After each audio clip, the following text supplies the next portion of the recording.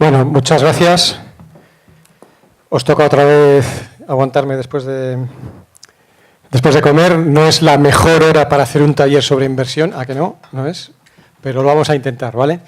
El taller tiene básicamente dos partes. Una primera parte en la que tratamos de hacer una especie de repaso de quiénes son los agentes que invierten en el mundo de los emprendedores, porque suele ser una de las cosas que los emprendedores cuando empiezan a pensar en el mundo de la inversión dicen quién suele invertir, a quién tengo que acudir, qué tipo de personas invierten o de agentes.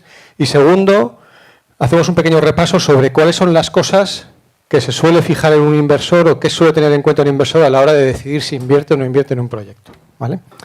Entonces, empezando por ahí, voy a hacer una primera muy breve presentación, aunque ya lo han hecho antes. Bueno, yo tengo 52 años, soy licenciado en empresariales y soy socio fundador de SDEN, una escuela de negocios de ámbito nacional, que aquí en Bilbao está en Escolapios, con más de 2.000 alumnos, que desde su fundación hasta el año 2011, que fue cuando la vendí, y luego también soy fundador y CEO de Appen, una empresa de investigación de mercados, hasta el 2012.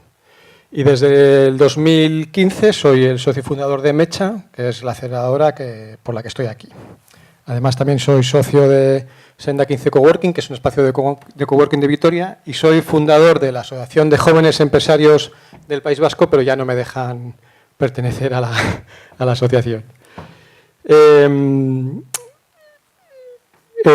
Para ponernos un poco en contexto, este taller yo lo suelo empezar con un juego. Y este juego es tratar de respondernos a nosotros mismos estas 10 preguntas sobre nuestro proyecto, ¿vale? Si tuviésemos aquí un lápiz y papel todos, lo podríamos hacer, pero básicamente se trataría de respondernos a nosotros mismos de ¿es mi proyecto escalable? ¿Me dedico full time al proyecto, sí o no? ¿Estás facturando de forma recurrente en los últimos meses, sí o no? ¿Tiene tu proyecto beneficios, sí o no? ¿Cuentas con un equipo equilibrado y motivado, sí o no? ¿Dominas perfectamente el inglés, sí o no? ¿Sabes interpretar un balance, sí o no? ¿Tu pareja confía plenamente en tu proyecto, sí o no? ¿Manejas con soltura del cuadro de mandos de tu empresa, sí o no? ¿Eres una persona leal y fiable, sí o no? Si habéis contestado a todo que sí, pues tendréis un proyecto mucho más cerca de ser invertible que si habéis contestado que no. Esto normalmente cuando lo hacemos en un taller más pequeño, pues la gente lo suele rellenar y casi nadie consigue todos los síes, pero sí que es un primer ejercicio para darnos cuenta de que los inversores cuando miran un proyecto miran aspectos relacionados con las finanzas, con el proyecto en sí, pero también miran muchos aspectos relacionados con las personas, con el equipo, con el entorno del emprendedor, ese tipo de cosas que a veces pensamos desde un punto de vista del emprendedor que no son importantes, pero para un inversor sí lo son, ¿vale? En fin, no es más que un juego, pero para que os hagáis una primera idea de qué tipo de preguntas puede hacerse un inversor. Entonces, antes de plantear una ronda de inversión, nos tenemos que hacer una serie de preguntas iniciales, ¿no? La primera que hay que hacerse es si realmente yo lo que necesito es un inversor privado o no. Yo aquí suelo decir que los inversores privados somos el recurso financiero más caro, ¿vale? Porque somos bastante más caros que un banco, bastante más caros que una subvención. ¿Por qué? Porque al final, como inversores, lo que estamos buscando es una rentabilidad a nuestra inversión que sea mayor que la que nos puede dar como inversores de tener el dinero en un banco, tenerlo en un depósito financiero o incluso una rentabilidad mayor que la que nos puede dar tener el dinero en bolsa. Por lo tanto, tenemos que ser conscientes de que un inversor privado como fuente de financiación es una fuente cara. Por otro lado, solemos decir que a los inversores nos gustan los proyectos que no necesitan inversión. Esto no es... Puede parecer una contradicción, pero no lo es en el sentido de que cuando decimos que buscamos proyectos que necesitan inversión, nos referimos a proyectos que puedan ser proyectos que sean rentables por sí mismos, pero que la inversión vaya destinada a hacer crecer el proyecto, a hacerlo escalar, no a tapar agujeros del pasado, ¿vale? Eso es un poco lo que quiero decir con esta primera diapositiva. Otra de las cosas que se suelen preguntar los emprendedores es ¿cuándo tengo que empezar a buscar inversores para mi proyecto? Pues esto es un proceso que suele ser largo. La media que solemos poner son de 6 meses y suele ser así. Hay veces que hay suerte y consigues inversión en tu proyecto con menos tiempo, pero es realmente difícil. Por lo tanto, si tu proyecto necesita inversión el mes que viene, pues ya estás yendo tarde. Entonces, tienes que planificar y hacer todo el proceso de, que luego veremos un poco cuáles son todas las fases, con suficiente antelación para no quedarte sin fondos antes de tiempo. ¿Con quién? Pues hombre, es recomendable, digamos, gestionar un proceso de inversión con varios inversores a la vez. Hablar con diversos fondos, diversos business angels, luego vamos a ver todos los agentes que hay, pero siempre siendo de una forma honesta, porque aquí tenéis que tener en cuenta que, sobre todo en el ámbito en el que estamos de Euskadi, pues los inversores, las aceleradoras, los fondos, pues nos conocemos más o menos todos y hablamos entre nosotros. Por lo tanto, yo creo que es muy importante transmitir siempre la información de forma veraz y de forma honesta. Y luego, la última pregunta, que sería ¿cómo lo hago? Si lo hago solo o lo hago con ayuda de algún asesor, consultor o lo que sea, pues lo más habitual es que, por lo menos en la primera ronda, pues el emprendedor se afronte esta situación de buscar inversor solo, con las dificultades que suele tener en estas ocasiones. ¿Cuánto dinero necesito? Pues, ¿o cuánto dinero tengo que pedir? Pues esto es lo que tienes que hacer cuando tienes las proyecciones financieras y un plan de tesorería. Es decir, es muy difícil ir a conseguir inversión si no tienes preparadas unas proyecciones financieras y un plan de tesorería de tu negocio. Y esas herramientas son las que te van a decir cuánto dinero necesitas. ¿Qué es lo que suele pasar? Que los planes financieros y las planes de tesorería no se cumplen siempre al 100%. Por lo tanto, siempre es recomendable buscar una ronda de inversión que sea un poco mayor que lo que el propio plan te va diciendo, ¿no? Y luego lo último que hay que tener en cuenta antes de plantear una ronda de inversión es qué gana el inversor. Los inversores que invertimos en proyectos de emprendedores sabemos perfectamente que nuestra rentabilidad no va a venir por los dividendos que va a presentar el proyecto, porque sabemos que los proyectos de emprendedores no reparten dividendos los primeros años de su vida. Además, si lo reparten sería un error, porque las pocas o muchas ganancias que tenga el proyecto tienen que ir destinadas a hacer crecer más aún su proyecto. Tampoco vamos a obtener rendimientos por otra vía, más que por una venta de nuestra participación en el futuro, que es lo que denominamos en el sector los exit. Es decir, cuando la participación del inversor es comprada o bien por el propio emprendedor al cabo de una serie de años, o bien por una empresa externa o un comprador externo que compre toda la compañía o la parte del inversor. Es decir, los inversores no buscamos proyectos que nos den una rentabilidad vía dividendos, sino rentabilidad vía a la venta de su participación en el futuro. Y estos son los esquemas iniciales que os quería comentar. Aquí vamos a hacer ahora una especie de repaso de todos los agentes que invierten en proyectos de emprendedores. Como hay algunos que estáis por aquí también, pues de fondos y esos, me corregís o me preguntáis o me decís lo que queráis, ¿vale? El primero son los 3 Fs o los Family, Friends and Fools, que son pues el entorno más cercano del emprendedor. Normalmente pues son amigos, padres, pues gente que cuando el emprendedor quiere poner un proyecto en marcha y no tiene dinero suficiente, pues invierten en el proyecto. Son un tipo de inversor que no son exigentes con el retorno. Normalmente si tu padre invierte en tu proyecto no te va a decir te exijo una rentabilidad del 10% anual, etcétera, etcétera. Y tampoco suelen ser exigentes con la información o el feedback que requieren del proyecto. Tu padre o tu hermano no te va a decir hazme un informe trimestral sobre los KPIs de tu negocio. Pues no, los padres y los más cercanos suelen ser bastante menos exigentes a la hora del reporte de información que requiere tu proyecto o su inversión. Sin embargo, aquí a veces que me gusta matizar a los emprendedores es si te vas a enfrentar en esta situación de que necesitas que alguien de tu familia o de tus amistades ponga dinero en tu empresa para ponerla en marcha, que pienses si la mejor opción es que sea tu socio o que sea alguien que te preste el dinero. Porque ser socio es alguien que lo vas a tener para toda la vida del proyecto, en cambio alguien que te pueda prestar dinero, pues es algo que le puedes prestar y que ya con el tiempo pues le puedes ir devolviendo, ¿no? Entonces, existen las 2 opciones y no siempre la mejor es que sea tu socio. Luego están los business angels, que no me atrevo mucho a hablar de Business Angels porque tenemos aquí a Nagore, que sabe mucho más que yo, pero bueno, voy a tratar de explicar un poco que son inversores individuales con capacidad de inversión que, digamos, la mayoría de las veces aportan capital, pero hay veces que también aportan, digamos, en especie. Suelen andar con inversiones a partir de los 5 o 10.000 euros y son gente que con cierta frecuencia les gusta implicarse activamente en el proyecto. También es cierto que el perfil del Business Angel ha cambiado en los últimos años. Antes teníamos asociado al Business Angel a la típica persona jubilada que le sobra tiempo y que pues con sus ahorros le gusta invertir en proyectos de emprendedores para poder ayudar, pero yo creo que este perfil ha ido cambiando y ahora pues el Business Angel es más un perfil de, pues no sé, directivo de 40 años o 35 que además de trabajar por cuenta ajena en ese trabajo que tiene, pues que le gusta invertir y apostar por proyectos de emprendedores siendo bastante más activos.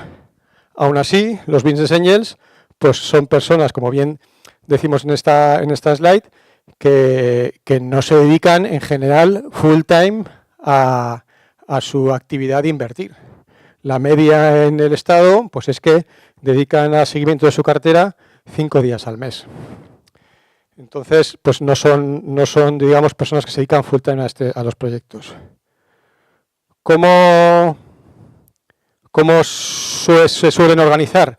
Pues normalmente los Business Angels no tienen puesto en su casa el cartel de soy Business Angel, por lo tanto son difíciles de localizar, pero tenemos la suerte de que se organizan a través de redes de Business Angels, como por ejemplo la de Crecer Más, en la que el funcionamiento de las redes básicamente es que juntan en esa misma red a 60 o 70 o 100 inversores o Business Angels, y digamos que el trabajo que hacen desde la red es buscar proyectos, seleccionarlos, filtrarlos y en presentaciones que se hacen, digamos, como días de presentación de proyectos o foros de inversión, lo que se hace es que se juntan a 3 o 4 o 5 proyectos con todos los inversores, de forma que cada uno de los emprendedores tiene oportunidad de explicar o presentar su proyecto en 5, 10, 15 minutos a la red de inversores y luego son los inversores los que deciden si a posteriori de esa presentación contactan o no con cada uno de los emprendedores para ver si puede haber una posibilidad de acuerdo de inversión.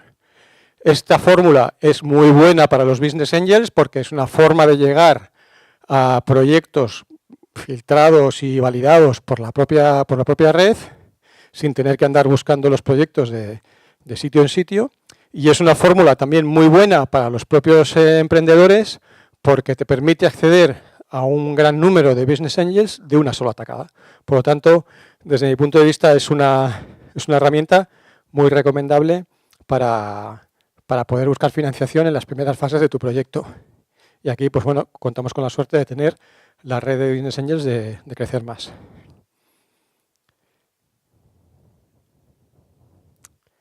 Luego están las aceleradoras, incubadoras. Aquí no me voy a detener demasiado porque ya hemos hablado bastante esta mañana de las diferencias entre aceleradoras e incubadoras. Hay muchas aceleradoras en España. Digamos que hay unas cuantas aceleradoras vinculadas al mundo de las corporaciones, que esto está como un poco de moda, es decir, que cada corporación tenga su aceleradora, pues SEAT tiene la suya, Telefónica tiene la suya, etcétera, etcétera, que es un modelo. Hay otras aceleradoras más vinculadas al mundo de la inversión directa, como podemos ser nosotros en Mecha, y luego hay también aceleradoras más institucionales o dependiendo de la administración. Aquí os voy a explicar un poco cómo funcionamos en Mecha. Nosotros tenemos un vehículo de inversión en el que tenemos 10 socios inversores individuales, casi todos son personas pues que han tenido éxitos en su vida empresarial y que parte de su patrimonio lo depositan en Mecha para poder nosotros gestionar su inversión. Y digamos, este vehículo de inversión es el que invierte en cada uno de los proyectos de los emprendedores. Y por otra parte está Mecha, la aceleradora, que es la que gestiona el programa de aceleración o el bootcamp, que luego os voy a explicar, con el apoyo de los mentores con los que trabajamos, ¿vale?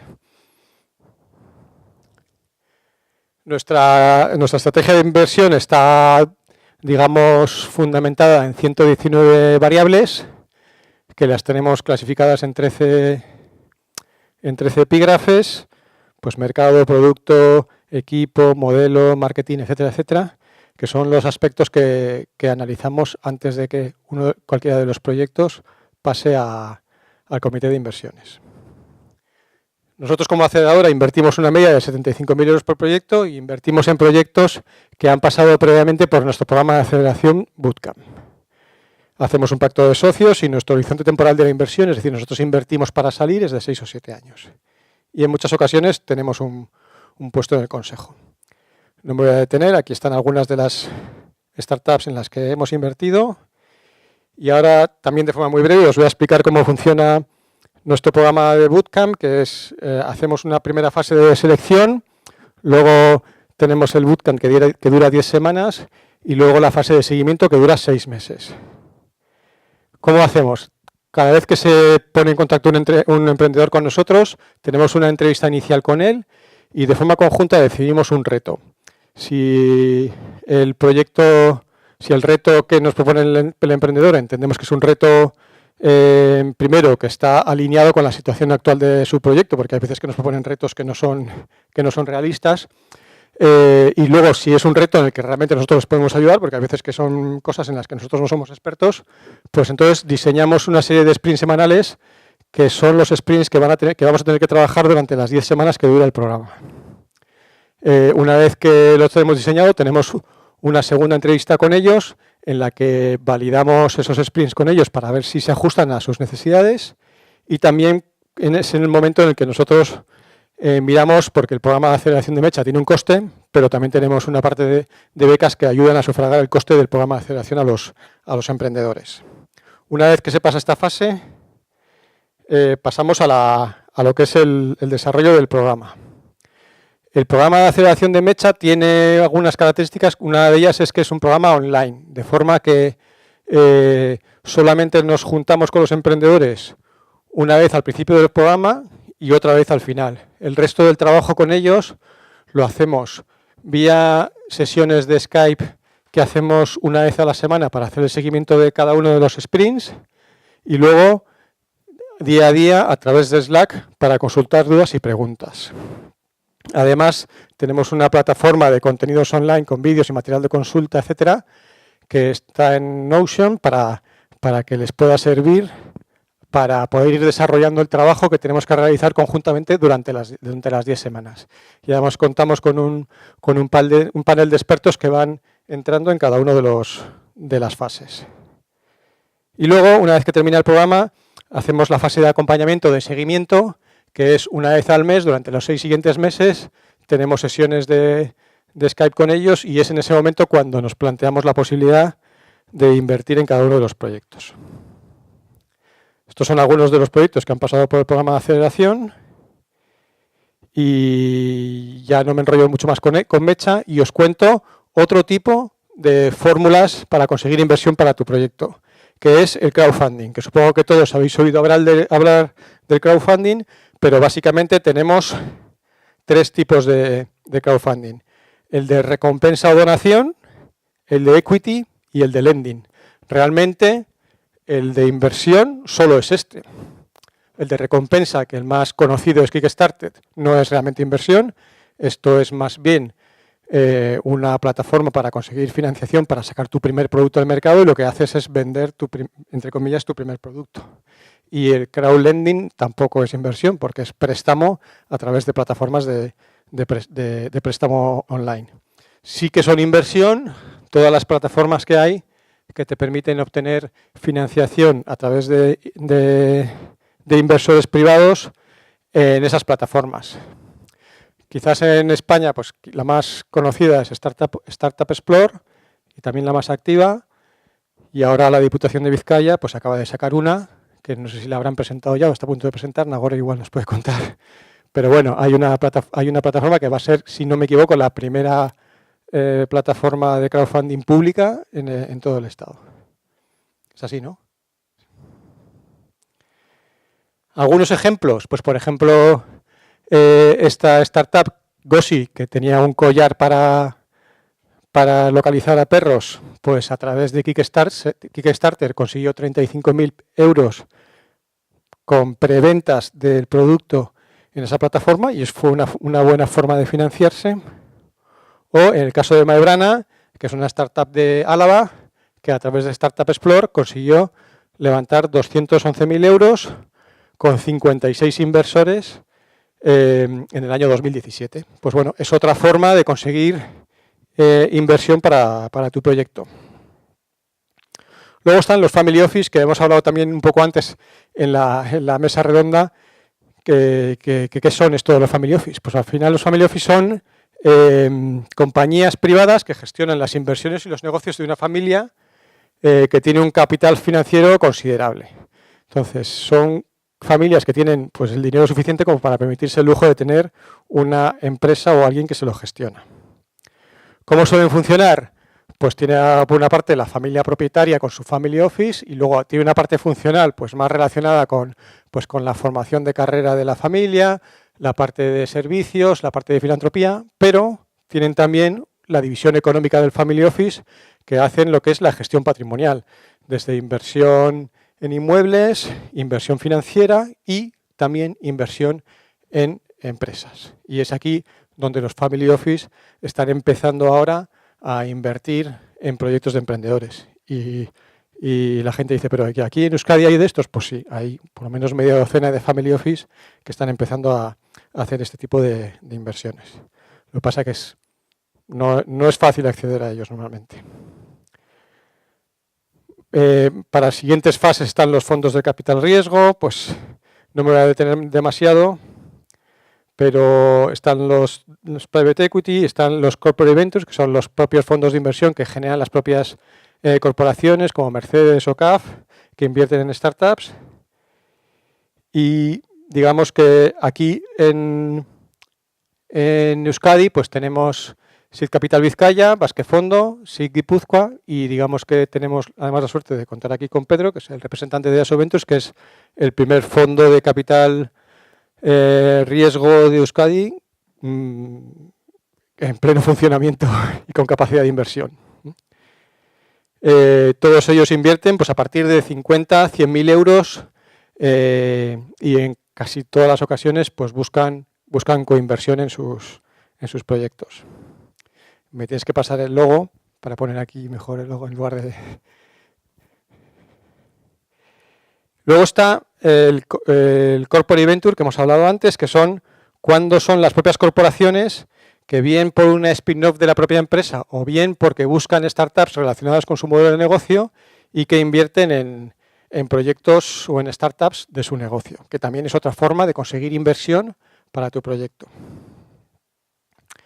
Y luego está el Media for Equity, que no sé si sabéis lo que es, pero es cuando son las propias grupos de comunicación los que invierten en proyectos de emprendedores. Cuando habéis visto mogollón de anuncios de Wallapop o en la Nevera Roja, no es que tengan millones de euros en su cuenta para poder gastarse millonadas en publicidad, sino que es que han llegado a un acuerdo de Media for Equity con A3 Media, con Mediaset, para que intercambiar esa inversión en medios por un porcentaje de participación en su proyecto. Esto pues está cada vez más de moda y hay muchas startups y proyectos que se están financiando de esta vía. Sí que es verdad que no es habitual que sea una forma de financiar en las primeras fases, más bien es para segundas o terceras rondas.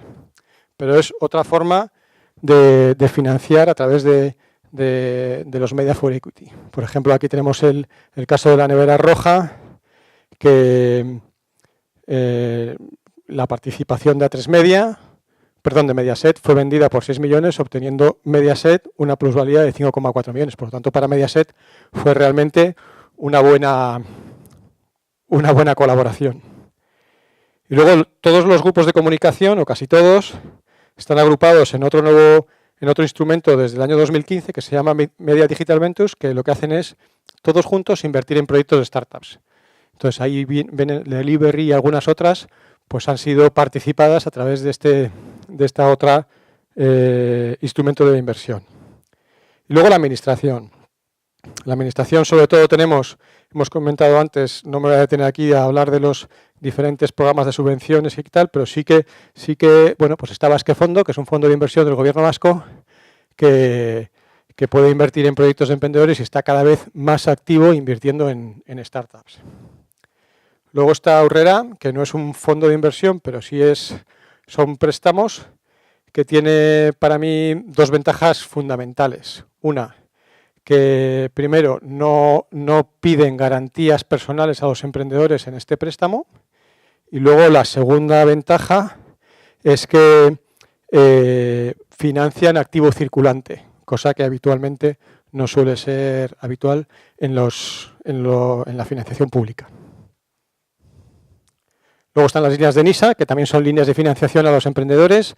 Voy pasando rápido porque no tengo más que 3/4 de hora. Pero bueno, están ahí, son bastante interesantes, sobre todo si ya has conseguido captar inversión privada. Y luego las entidades financieras, que las entidades financieras todas tienen sus propios fondos de inversión, pero además muchas entidades financieras están empezando a conceder préstamos a proyectos de emprendedores sin garantías personales, cosa que ya me hubiese gustado a mí en su día cuando empecé hace ya un montón de años. Entonces, ahora mismo yo creo que las más activas son Sabadell, CaixaBank y luego también pues Laboral y Caja Rural de Navarra, en este sentido. Y este es un poco el esquema en el que se engloba todas ellas, ¿no? Pues desde en la famosa curva de vida de una startup, pues están los fundadores y los Family Friends and Food al principio, luego las aceleradoras y Business Angels, que estamos aquí pues cerquita del umbral de rentabilidad, y luego ya pues en la fase más de crecimiento y expansión están los demás, ¿no? Los corporate, los crowdfunding, las family offices, etcétera, etcétera. Y luego la curva amarilla es la que, digamos, dibuja el riesgo. Evidentemente no asumen el mismo riesgo los fundadores o los Family Friends and Food que los Business Angels, que los Private Equity. Cada uno asume el riesgo que le corresponde según la fase en la que está. Y hasta aquí haciendo un repaso un poco rápido de quiénes son los agentes que invierten en proyectos de emprendedores. Ahora vamos a hablar un poco, no sé si queréis preguntar alguna cosa de esta parte o seguimos. Vamos a hablar sobre...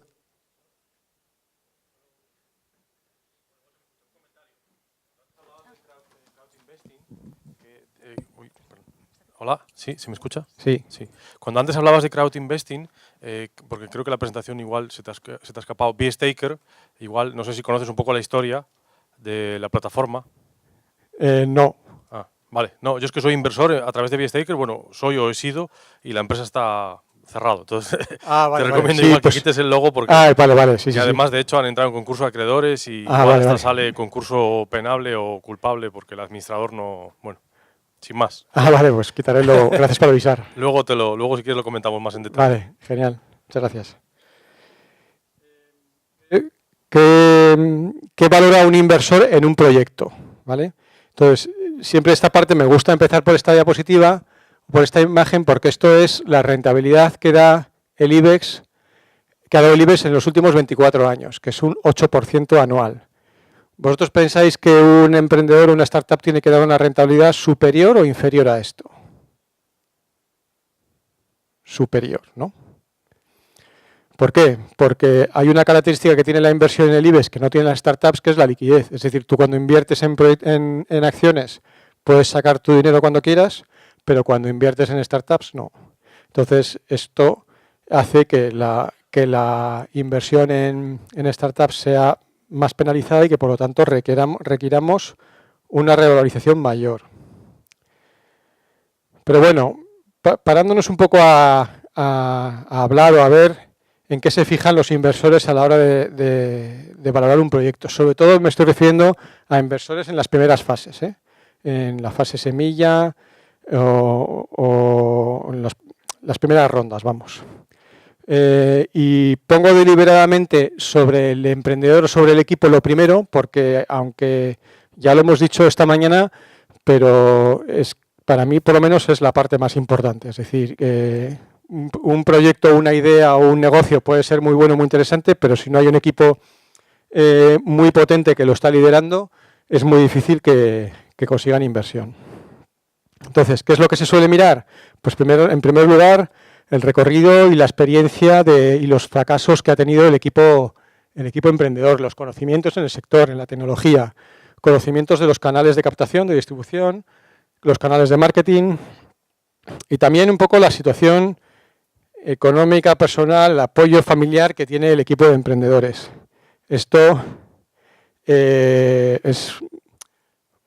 por parte de los inversores pues es difícil de valorar, pero es importante saber si el emprendedor cuando llega a su casa tiene a alguien que le está comiendo la oreja diciéndole a ver cuándo dejas esto, que no tiene futuro, que si tiene a alguien que le está apoyándole 100% en su proyecto, ¿no? Porque ese entorno del emprendedor es importante que sea sólido, porque emprender es una carrera de fondo a largo plazo y que hace falta que tu entorno te apoye de forma incondicional, ¿no?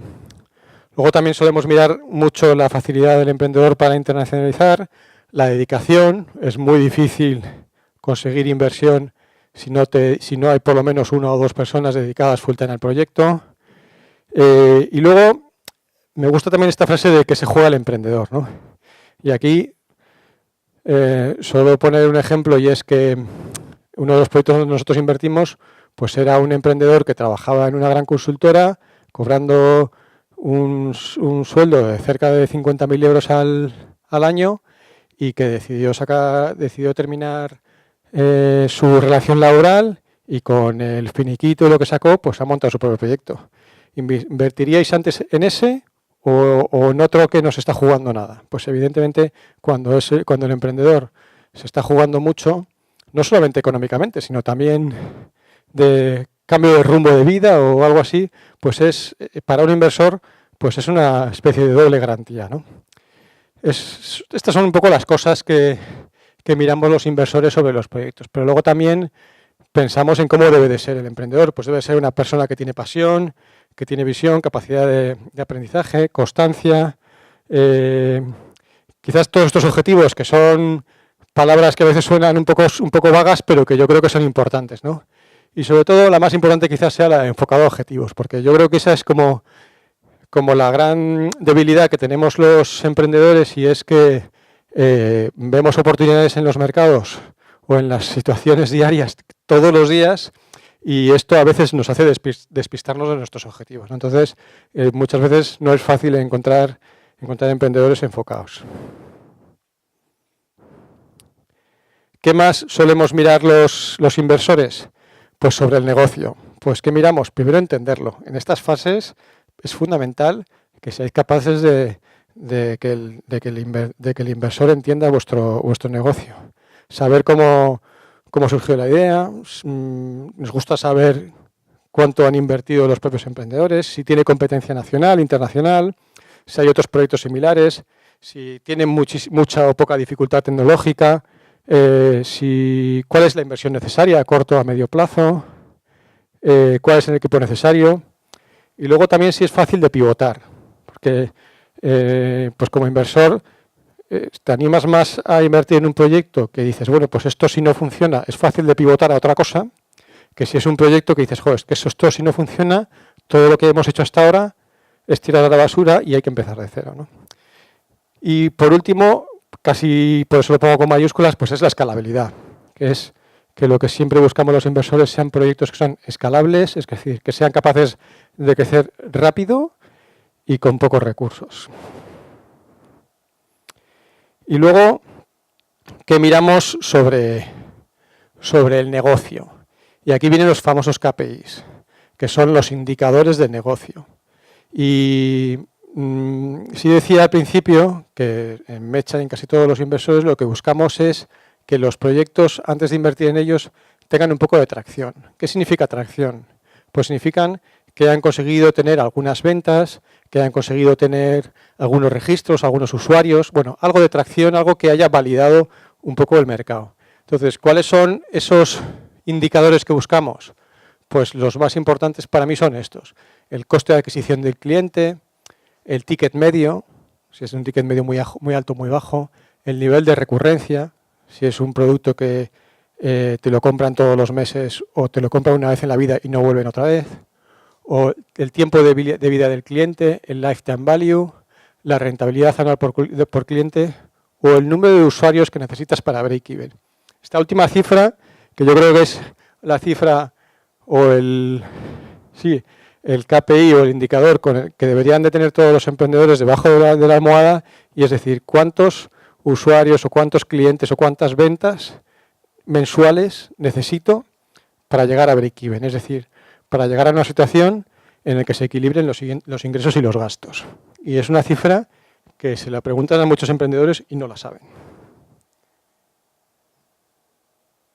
Y luego sobre el mercado. Nos interesa a los inversores pues conocer cuáles son los usuarios y clientes potenciales, si es fácil o difícil acceder a ellos, si es fácil o difícil identificarlos, si están acostumbrados a trabajar por ese tipo de servicios. A muchos nos gustan los proyectos en Internet, pero la gente no está muy acostumbrada todavía a pagar por productos y servicios en Internet. El poder adquisitivo de ese público objetivo. No es lo mismo dirigirte a un público objetivo con poder adquisitivo alto que tu público objetivo sean chavales de 16 años. Y, sobre todo, si el proyecto tiene mercado a nivel regional, local, o es un proyecto que tiene mercado a nivel mundial. ¿Qué errores hay que evitar a la hora de entablar una relación o una negociación con un inversor? El primero de ellos es pedir un NDA antes de hablar. Y un NDA es un acuerdo de confidencialidad. Muchos emprendedores cometen el error de cuando van a hablar con un inversor, un business angel o cualquier agente, lo primero que hacen es decir, yo te cuento mi idea, te cuento mi proyecto, pero fírmame antes un acuerdo de confidencialidad. Esto no solamente no es habitual, sino que además, en general, echa un poco para atrás a los inversores, porque los inversores o las aceleradoras o los fondos que estamos viendo 100 y pico, 200 proyectos al año, no podemos estar firmando NDAs con todo el mundo. Así que lo que tenéis que hacer es tener un poco en cuenta qué información podéis dar en esas primeras reuniones, porque luego sí, o sea, luego cuando ya has pasado el filtro de las primeras entrevistas, sí que es habitual, cuando ya vas a dar más información financiera o de cuáles son las ventajas de tu negocio, etcétera, etcétera, ahí ya es más habitual, cuando ya entras en una fase de negociación o de due diligence, a firmar un NDA, pero no al principio. Bueno, decir que no hay competencia es otra de los errores que hay que evitar, porque, hombre, competencia, a veces no hay una competencia directa, pero seguro que hay alguien que está prestando un servicio sustitutivo al que tú quieres prestar, ¿no? Intentar conseguir inversión sin tracción es difícil, no te digo que sea imposible, pero es difícil. No ser capaz de explicar bien lo que haces. Nosotros nos han llegado proyectos que hemos estado una hora con ellos y no hemos sido capaces de entender lo que hacen. No saber o no tener claro tu modelo de monetización. Y esto entendemos que puede pasar, que haya un equipo de emprendedores que tengan un proyecto y que todavía no sepan claro cómo lo van a monetizar, pero una primera idea tienes que tener para poder hablar con un inversor, por lo menos que vea que te lo has pensado, que sabe que tienes una primera idea de cómo monetizar, aunque luego pivotemos y vayamos a otra, ¿no? Luego he puesto ahí inflar demasiado el valor de la startup, y aquí esto va para otro taller sobre valoraciones de startup, etcétera, etcétera, pero sí que más o menos, evidentemente no tiene nada que ver el entorno de Euskadi con el entorno de Madrid y con el entorno de Estados Unidos, pero sí que hay unos estándares más o menos de, bueno, pues cuánto vale una startup que no está facturando pero que tiene ya algo validado, de cuánto vale una startup que ha empezado a facturar, de cuánto vale, y hay veces que te encuentras con proyectos que están en valoraciones que no les corresponden. Otro de los errores a veces que se suele cometer es no entender bien las motivaciones del inversor. Y hay veces que los emprendedores se olvidan que muchos inversores lo que están buscando es un retorno financiero de su inversión, pero también una aportación personal. Sobre todo el perfil del inversor aceleradora o inversor business angel Son perfiles que lo que están buscando es aportar a los proyectos pues de una forma, no te voy a decir intensa, pero sí importante, ¿no? Bueno, otra cosa que he puesto ahí es pedir dinero para muebles o para subir sueldos. Pues básicamente a los inversores, cuando nos gusta invertir en conceptos relacionados con el desarrollo tecnológico, con el marketing, o sea, aquellos conceptos que van a hacer crecer el negocio. Y luego no estar comprometido 100% con el proyecto. Ya lo hemos dicho antes, que yo creo que es bastante difícil de conseguir financiación o inversión si no hay por lo menos 1 o 2 personas comprometidas full time con el proyecto. ¿Cuáles son las fases? No sé si voy bien, me decís, ¿eh? No, no voy bien, vale. Bueno, paso un poco rápido para terminar por cuáles son las fases de la negociación con un inversor. En primer lugar está la preparación de la ronda y aquí es muy conveniente pues, acudir a eventos, conocer a gente, presentarte a los inversores. Hemos dicho que es importante preparar las rondas con por lo menos 6 meses de antelación. Entonces, pues para prepararlo con antelación, pues tienes que conocer a la gente, buscar conocimiento, ¿no?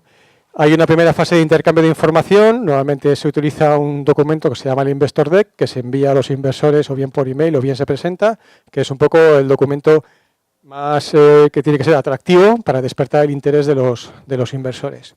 Y una vez que has pasado esa barrera y tienes la primera reunión y hay un cierto interés, pues se produce un proceso de negociación que, si va bien, termina acabando en un principio de acuerdo, que hay veces que se puede plasmar en una carta de interés, lo cual acaba terminando en una due diligence, que en el caso de los proyectos que tienen pocos meses de vida, pues es un proceso que se tarda una mañana en hacer, pero aquellos que tienen ya varios años, pues las due diligence a veces cuestan semanas o meses. Cuando yo vendí SDEN, la Escuela de Negocios, la due diligence que nos hicieron los compradores duró 2 meses.